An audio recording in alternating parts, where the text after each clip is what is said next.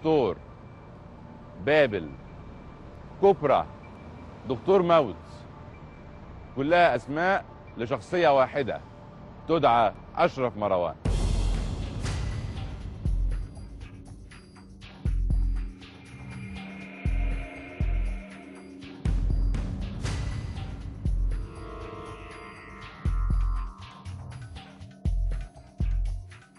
كيف تفسر أنه كان يعامل في بريطانيا كدبلوماسي؟ تفسيري الشخصي أنه كان له نوع من الحصانة. مستمدة من إيه؟ أشياء معقدة، أعتقد في علاقاته السابقة بالدول العربية، وبخاصة احتمل بليبيا والسعودية وما جاء في الدول الأخرى، وخاصة أنه لعب دور كبير جدا في حرب أفغانستان قبل الحرب الباردة. أعتقد أنه له دور كبير. أعتقد أنه هو راجل يعني يستحق الدراسة بطريقة يستحق شهادات. كلمات غامضة لا تدل على شيء، أرجو التفسير. يعني النهارده واحد مقيم في لندن معاه حصانة دبلوماسية، إذا صح يعني، إذا صح كيف استمد هذه الحصانة؟ أو كيف استمد هذه القوة في داخل المجتمع الإنجليزي؟ هناك بعض المصادر أو بعض الناس تقول أنه كان له علاقة بكشف الأمور العسكرية الخاصة بدول مثل ليبيا. كشف معلومات عن ليبيا لمن؟ أتصور ذلك لمصلحة الولايات المتحدة وبريطانيا في حربها ضد الإرهاب. ده عقب أحداث سبتمبر 1 سبتمبر 9 سبتمبر 11 سبتمبر ابتدت لازم. وهل تعتقد أن إذا صح ذلك وأنه قد أعطى معلومات عن ليبيا فقد كان جزاؤه منحية تلك الحصانة كما يتردد؟ في هناك شيء غامض، وهذا واضح مكتوب على الويب سايتس في الإنترنت. فأنا مش بقول حاجات بألفها، في حاجات معينة بتخليه إن هو يبدو كان عنده حركة وحرية الحركة في بريطانيا والولايات المتحدة وألمانيا لحد ما. هناك رأي يقول أن دكتور مروان كشف أسرار التسليح العسكري الليبي، مما أدى إلى سرعة توقيع اتفاق بين ليبيا والولايات المتحدة الأمريكية في عام 2002. لا ما عنديش أي فكرة، ما أظنش خالص.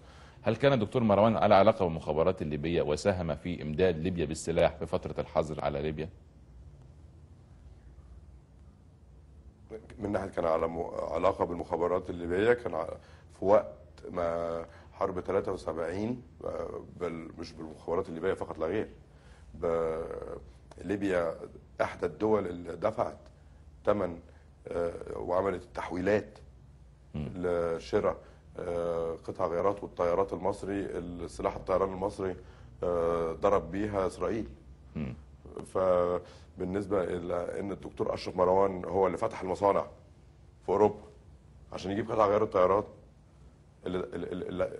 اللي حول الفلوس مصر والسعوديه وليبيا، فطبعا هيكون على علاقه بيهم.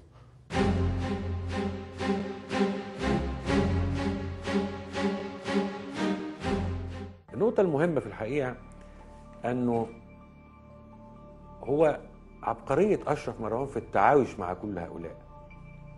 يعني أنا قريت في إحدى الدراسات التي نشرت في مجلة تعبر عن مخابرات في العالم اسمها Intelligence Quarterly، دراسة لواحد من المهمين جدا في اللوبي اليهودي، بيقول أنه إزاي أشرف مروان يعيش في باريس ويبقى عنده بيت كبير جدا وشقة مهمة جدا في الشانزليزيه في الوقت الذي اتهم فيه أنه كان طرفا بشكل مباشر أو غير مباشر في قضية اغتيال ديانا ودودي الفايد، لأن دودي الفايد هو ابن محمد الفايد.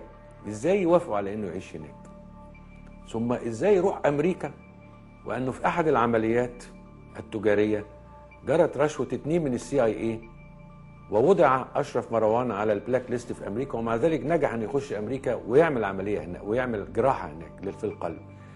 ثم ازاي يروح مصر خد بالك وهو متهم بانه جاسوس لاسرائيل، ثم ازاي اسرائيل تتركه وهناك انصاف له من المصريين احيانا بانه كان يلعب دورا وطنيا، ثم ازاي انجلترا تسيبه رغم كل الصراعات اللي موجوده ده كلها. نحن امام شخصيه عبقريه قادره على انه يخلق له مصالح معقده جدا مع جميع الاطراف.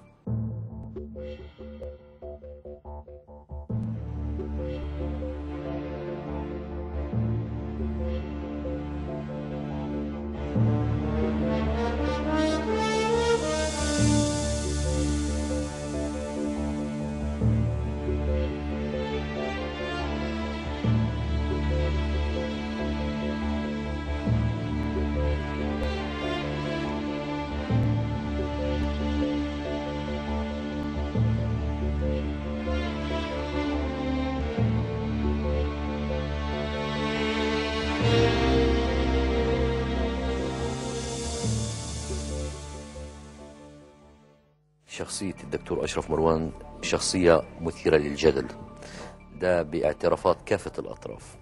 أولا هو عنده النشاط الاقتصادي ومعروف بثرائه، عنده أعداء اقتصاديين، فبالتالي كان في تهديدات متبادلة في بعض الأحيان بين يعني هؤلاء العمالقة الاقتصاديين، فهناك يعني جدل عن شخصيته الاقتصادية. من هم خصوم والدك في مجال عمله؟ حاليا ما اقدرش حقيقي اقول اسامي بسبب التحقيقات اللي شغاله. لكن انت تعرفهم.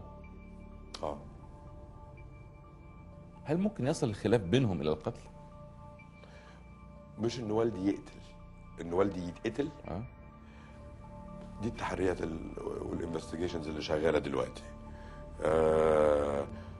هل السهم في الجريمه شغالين لحسابهم لوحدهم ولا شغالين لحسابهم مع دوله، ولا دوله بتحركهم هي اللي بتحركهم، ولا هم من طمع فقط لا غير، ولا كانت دوله عملتها وهم مش موجودين فيها واشتبه فيهم. كل العوامل موجوده. بس عارف يقول لك ما فيش دخان من غير نار. هل لديك اي معلومات عن الخلاف الذي وقع بين والدك وبين اسره خورشيد في مصر على ارض هنا في منطقه الهرم؟ عندي. هل تعتقد ان هذا الخلاف قد يؤدي الى اغتياله في النهايه؟ هو اللمبه الحمراء الوحيده اللي نورت في الخلاف ده ان هم كانوا بيحاولوا يشتروا الارض، والدكتور اشرف رفض نصيبنا في الارض.